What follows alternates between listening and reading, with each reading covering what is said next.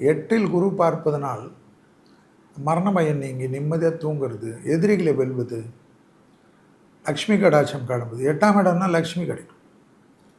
So பொண்ணு நேர்றது, நகை சேர்றது, இதெல்லாம் நிறைய புதையல்கள் கிடைப்பது. புதையல்கள் என்ன போய் நோண்டுறதில்லை, இவங்களுக்கு வர வேண்டிய சொத்தெல்லாம் வந்துடும். அதுவே ஆச்சரியமாக இருக்கும்.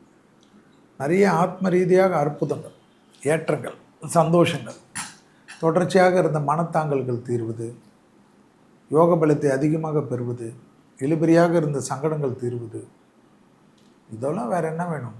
எல்லாமே தொழிலே கிடைக்குது. தொழில் கிடைக்கிறச்ச நிறைய நல்லது நடக்கும். இப்போ தொழில் இல்லை, என்ன பண்ணுறேன், ஏது பண்ணுறேன், வெக்கப்பட்டு இருக்கிறது எல்லாம் மாறிடும். ஸோ அதனால் தொழில் கிடைக்கிறனால அஷ்டலட்சுமி கடாட்சம் கிடைக்கும், குடும்பம் கிடைக்கும், கல்யாணம் ஆகாமல் இருந்தவங்களுக்கு கல்யாணம் கிடைக்கும். இளம் வயது சார்ந்த மேஷ ராசிக்காரர்களுக்கு நிறைய நல்லது நடக்கும். குடும்பத்துக்காக நிறைய உழைப்பாங்க.